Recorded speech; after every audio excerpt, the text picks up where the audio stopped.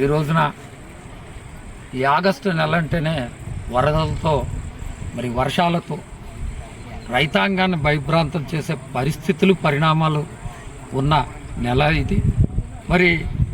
గత సంవత్సరంలో ముందు ఉన్న వైఎస్ఆర్ కాంగ్రెస్ పార్టీ యొక్క మరి అశ్రద్ధ వలన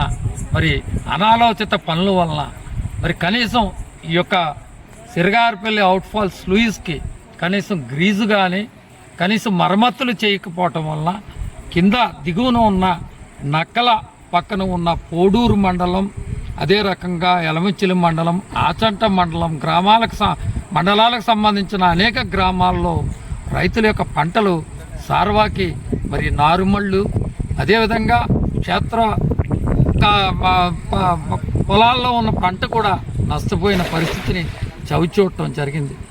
ఆ యొక్క పరిస్థితిని ఎవరైతే మా యొక్క శాసనసభ్యులు, పాలకొల్లు, మరి ముద్దుబిడ్డ, మా యొక్క ఈ రోజున రాష్ట్ర జలవనరుల శాఖ మార్చులుగా ఎవరైతే పదవీ ప్రమాణం చేశారో ఆ రోజునే నా నియోజకవర్గంలో ప్రతి రైతు కూడా సంతోషంగా ఉండాలనే ఉద్దేశంతో ఈ యొక్క స్లూయిజ్ యొక్క గేట్లు సుమారుగా అప్పర్లో 6, లో లెవెల్లో 6,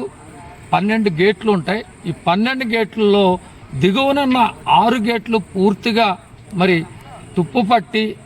అవి ఇరిగిపోయి గత వరదల్లో ఒక డోర్ స్లిప్ అయి పూర్తిగా బయటకు పోవటం జరిగింది. దాన్ని ఆయన చూసి రైతుల పరిస్థితి చూసి చలించి వెంటనే రాష్ట్రంలో ఆర్థిక పరిస్థితి బాగున్నా లేకపోయినా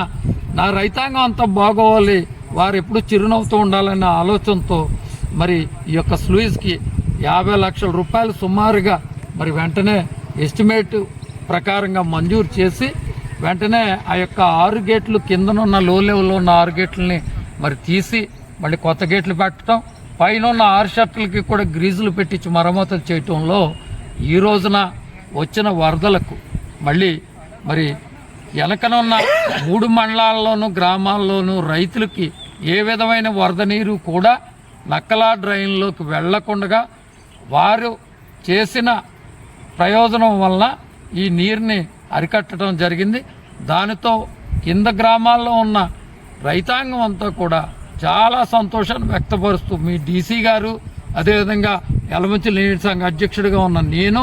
మేము కూడా పంట పొలాలను పరిశీలించడం జరిగింది. మంత్రి గారి యొక్క ఆదేశాలతో మేము అన్ని పొలాలు కూడా ఎక్కడ కూడా మురికి నీరు వెళ్ళిన పరిస్థితులు లేవని చెప్పి ఆ యొక్క ప్రాంత రైతులందరూ కూడా సంతోషాన్ని వ్యక్తపరుస్తున్నారు. రామానాయుడు గారికి ఎల్లవేళ కూడా మేము కృతజ్ఞులుగా ఉంటామని చెప్పి